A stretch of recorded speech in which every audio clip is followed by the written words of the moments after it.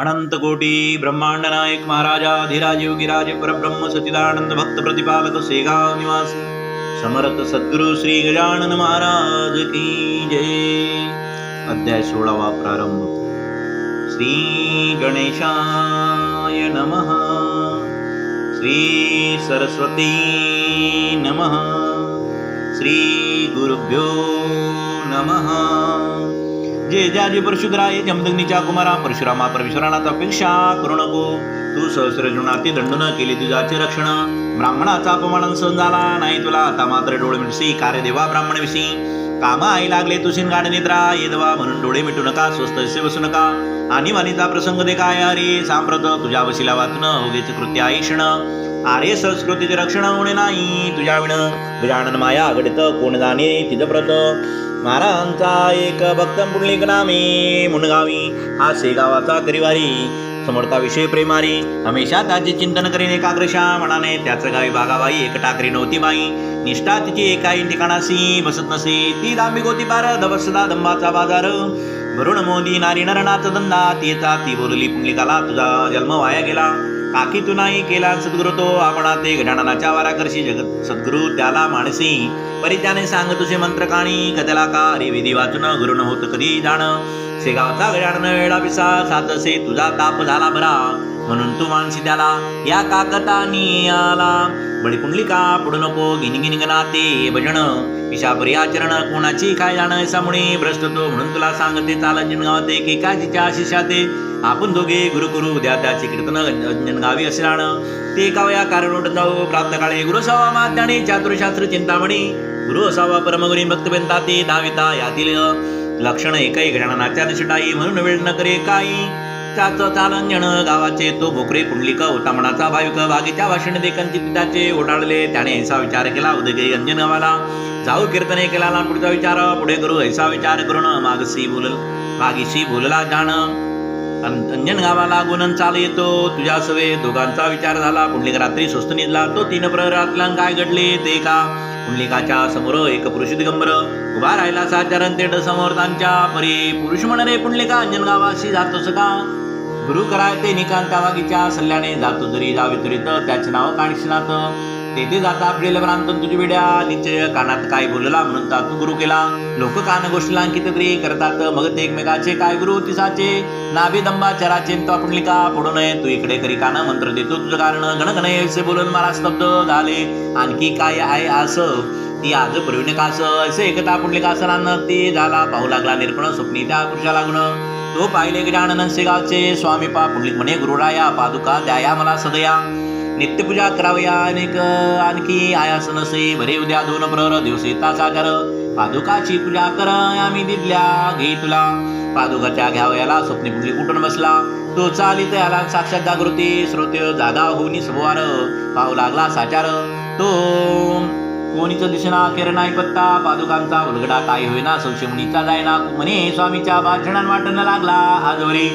स्वप्नी येऊन दर्शन त्यांनी दिले मत कारण. कशी भागे ठाकरेनं स्वप्नी कथन केले. तैसाच उद्या 2 प्रहरी पादुकाची पूजा करे असे बोललेले साक्षात्कारी. त्याचा समजून काय अर्थ किंवा नव्या पादुका करून म्या करावे पूजन.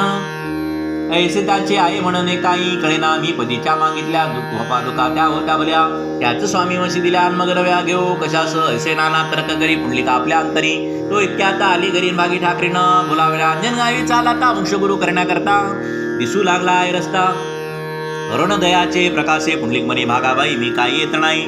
मर्जी असल्यास तूच जाय अंजन गावा. कारण मी जो एकता गुरु केला श्री गजानन महाराजाला तो नाता सोडे बला. हाच माझा निश्चय एकता भागाबाई अंजनास गेले पाहिजे. आता मुळगावची टाईम काय झाली ते का. जामसिंग राजपूत गेला होता शेगावात. दर्शन स्वामीचे गेला प्रत 2 दिवस याच्या आधी. तो जेव्हा मुनगावाला येत्या परत निघाला ते बाळा बोला असे बोलले महाराज. या पादुका पुंडलिकासी द्याय याच्या पासे. समर्थ आज्ञा होता तसेच केले बाळाने. करी घेऊन पादुका जामसिंग असं बोला दे का. वाकरे जो का पुंडलिका तुमच्या गावीचा असे गो. त्यास द्या या नेऊन करावायचे पूजन. ते जामसिंग ऐकून पादुका घेता झाला. जामसिंगाला मुनगावात पुंडलिक भेटला विशिद. कुसू लागला त्या प्रत कुशल वृत्त. समर्थांचे प्रसाद मला द्यावासी. काय दिला का तुम्हावासी. ते गता जामसिंगाचे मदाश्चर्य वाटले. सवे घेऊन पुंडलिकाला नामसिंह देऊन घरी गेला. खोदून विचारू लागला तुळसे का विचारले. पुंडलिकाने स्वप्नाची गोष्ट त्याला कथली साची. ते करता जामसिंहाची भ्रांती नष्ट झाली हो. लगेच पादुका काढीला पुंडलिकाच्या हाती दिला. त्याचं अजून आहेत बला म्हणून गावात त्याच्या घरी 2 प्रहरी पूजन पुंडलिकाचे केले जाणं. मनोभावे करून त्या प्रसादी पादुकांची पाहश्रुती करे संत सांभाळते आपले भक्त. आडमार्गाने किंचित न जाऊन देती दयाला. निज भक्ताचे मनोरथ समर्थ कशी पुरवितात. तेल ध्यानात तरी आगत ते एकदा. एकवासनीय ब्राह्मण कवराजराम म्हणून होता धंदा करुण कुल्यात. सफारीचा सोने चांदी भुसार घेणे देणे साचार. मध्यम प्रतीचा सावकार राजाराम गौरसे. या राजारामाप्रती महारांची होती भक्ती म्हणून त्याची संतती मानू लागली. सर्वता त्या कौरा कारण 2 पुत्र होते जाण. गोपाळ त्र्यंबक म्हणून लोकशा सारिके. कनिष्ठ पुत्र त्र्यंबकापती भाऊवारी बोलती. तो हैदराबाद प्रतिंगेला डॉक्टरी शिकाव्या. लहानपणापासून भाऊस होते देव जाणं. म्हणजे त्र्यंबकाला गुण येते विसरण का. काही संकट पडल्यावरी तो समर्थाचा आठव करी. राहून त्या भागनगरी मुसा नदीच्या काठाला. एवच भाऊ भक्तिमान होता लहानपणापासून. त्याची दैवत गजानन स्वामी शेगाव ग्रामेचे. तो सुटी माझी आला घरी. इच्छा उपजली अंतरी जाऊन असे गाणगरीन जीव घालावे. महाराजा पदार्थ त्यांच्या आवडीचे करून या सर्वचाचे. बरे कैसे व्हावयाचे नाचा विचार पडला की भाऊ म्हणे गुरुनाथा काहीतरी करू आता.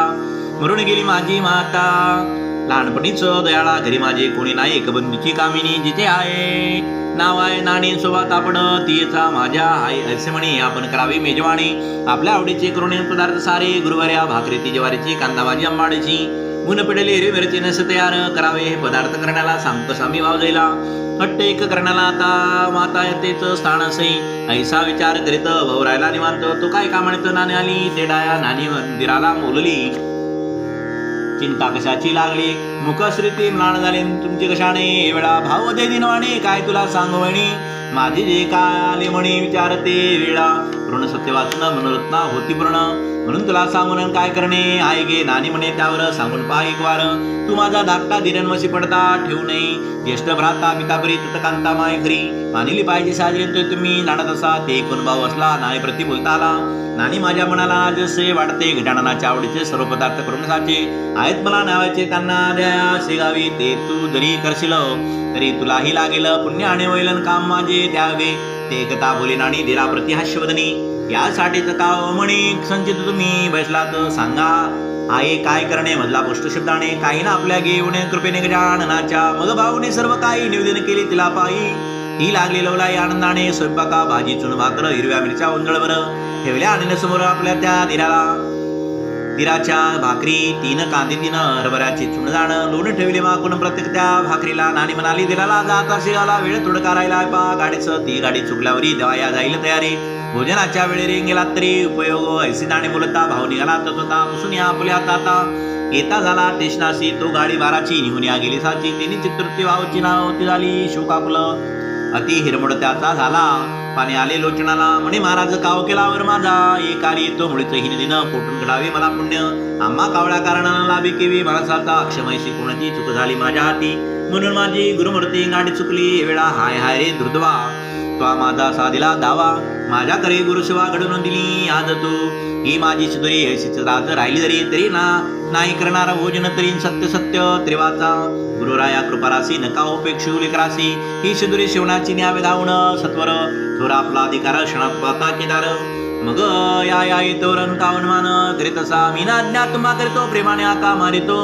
म्हणून या नव्हतं अपमान तुमचा एकंचित. 3 घंटे अजून अवकाश माडी काळी कारण. तोरी आपले भोजन नवलेसे वाढते असा विचार करीत तेथत बसला उपोषित. चतुर्थ प्रहरी शेगाव तनाला तिच्या गाडीने कवर गेला दर्शनात. योगिराणा न करिता भोजना बसला होता आषाढी. नैवेद्या चेतनात ताटे होती मठात. पक्वानाने परिलोत्तंती वर्णावी कोडवरी. कोणाच्या जिलब्या घेवर. कोणाचा तो मोतीजर. कोणाची ती नुसती केरळ श्रीखंडपुऱ्या. कोणाच्या वरी त्या नैवेद्याला समर्थांना स्पर्श केला. वरच्या वरी ताटाला माळा आणून ठेवी पुढे. आणि म्हणे करा ग्रहण. गेला एक वाजून. आपले न झाल्या जेवण प्रसाद बघता मिळतो कसा. त्याची ते वाट पाहती करण्या आपणा विनंती. त्याची नसे होत छाती म्हणून मी बोललो. ते महाराज म्हणती थांब जरा आग्रह नको करूस करा. भोजन आज 4 प्रहराला माझे होणार आहे रे. मर्जी असल्यास थांबावे ना तरी कुशाला जेवावे. नैवेद्य घेऊन घरा जावे परवानाई. त्याची मला असा प्रकार ते झाला. तो इतक्यात भाऊ आला. समर्थ पाहता आनंदलाल भाव आपल्या मानसी. दुरावलेली माय देवी बाळके दृष्टी पहावी. झाले असे पाहते भाऊ कवरा. कारणे समर्थांशी नमस्कार केला साष्टांग साजार. उभा राहिला जोडणी करण वाट पाहत आज्ञेची त्या भावस पाहुणं समर्थ केले हास्यवदन. बरेच दिलेस आमंत्रण एका वेळ जेवणाची तुझ्या बाकीत गुंतलो मी उपोषित राहिलो नाही अजून जेवला तुझी शिदोरी. ऐसे महाराज बोलता अर्सलासी कवर चित्ता म्हणे काय करू गुरुनाथान गाडी चुकली बाराची कवरास म्हणे बाळाबाई आता नको दुःख तू काय आणले आहेस पाऊस समर्थांशी जेवावया असे एक तास त्वरी कांदे भाजी भाकरी कवराने ठेवल्या समोरील स्वामी गजाननाच्या त्यातील भाकरी दोन समर्थ केल्या भक्षण एकीचा तो प्रसाद गिरो म्हणून प्रौग्या बघता वाटली तो प्रकार पाहता आचरवाले समजता काळली स्वामीची योगितान करीत भक्त वत्सल दे देवी अश्विना परात भगवंताने ठेवला येतो सोडून पक्वांना प्रतविराच्या उलंगावरे जैसे जे त्यात झाले आमचे पक्वान नाही रुचले भाकरीवरी गुंतलीन चित्त करावं राजा स्वामीचे. भाऊंनी घेतला समर्थ प्रसाद शिगावला सदभाव जेथे उदला ते तसे होणार समर्थ बोलेले बकोरासी जाता अकोल्यासी पाच वर्षील पुढच्या वर्षी डॉक्टरी परिषद भाऊ म्हणे गुरुडाया आपले असू द्यावे दया यावी न दुसरे मागव्या मी नालो ये डाई आपले हे दिव्य जरण हेच माझे धनवान सर्वदा गडो चिंतन आपल्या दिव्य मूर्तीचे सेवरून अकोल्याला भाव कोर निघून गेला. समर्थ आपल्या भक्ताला अनुपेक्षिती कधी शेगा विचारणारा तुकाराम सेवकार एक होता भाविकणार कुशकर्म करीत असे घरची गरबी होती करी काम करुणी शेतावरी अस्तमानाचे अवसरी दर्शना यावे मठात चिलिम द्यावी भरून घ्यावे पदाचे दर्शन काय वेळ बसून जावे पुन्हा शेतात ऐसा नित्यक्रम दयाचा बहुत दिवस चालला साता घाला विचित्र देवाचा तो कोणा सोडित असे जे जे असलं देवात ते श्रोते घडून येत एके दिनी शेतात असता तुकाराम आपल्या तो एक दारा तो एकाला शिकारी बंदुकजाच्या खांद्यावरी नेमद्रुणे ससे मारी शेरी घालून बंदुकीत ती प्रभातीची होती वेळा सूर्य नुकता उदयाला तुकाराम होता बसला आपल्या शेती शेकत तो त्याच्या मागे कुपाडीला एक होता बसलेला ससा शुभ्र तो जिपडला शिकाराच्या दृष्टीशी त्यांची शिकार करण्यावरी विकाराने आपुली नेमद्रुणे झाडेली कांद्यावरील बंदूक त्यागे ससा मेला एक छरा लागला त्या तुकाराम माळ्याला काना मागे औचित शरा मोठा जोरदार मस्त फिरला केर थकले अवघे डॉक्टर प्रयोग करुणी त्याच्यावरी काही केल्या निघेना शरा तो डॉक्टरांना होऊ लागला यातना तुकारामासी अतिशय मस्तक दुखेवर रात्र निद्राण लागे किंचित नवसाहस केले बोतन परिगुण येईना ऐशा अवस्थेत यावेळी त्याने मठात तो समर्थांचा एक भक्त रस बोलला त्याला डॉक्टर वैद्य सोडा आता साधूची असे व्रता नाही उपाय कोणता तुम्ही या जगामध्ये कृपा त्याची झाल्यास चुकीला हा तुझा त्रास झाडीला आसपास या वडाच्या नित्य तू तेव्हा शेवाय घडलं पुण्य ते लादलं कृपा झाल्या वशिलून त्रासापासून मोगळा मात्र आपल्या पितापरी नामिकते हेन करी शुद्ध भावन तरी सर्व काळ धरावा ते तुकारामासी मानवले झाडणे त्याने सुरू केले अवघ्या मठास देवले चिताणे आरशावरी ऐशी 14 वर्ष झाली तुकारामाची सेवा बली ते गोष्ट घडून आली अशा रीती श्रोते हो झाडता कानातून शरा पडला घडून जशी काते भोकरातून लांबिता सुटे आठवळे तैसे साच येते झाले शरा पडता थांबले दुखावयाचे मस्तक बोले ऐसा प्रभाव सेवेचा ही सेवा झाडण्याची अखेरपर्यंत केली साची प्रचिती विना कवणाची परमार्थीना निष्ठावसे ती एकदा बसल्यावर मग मात्र होते स्थिर संत सेवा महातोर हे भाविक जाणती.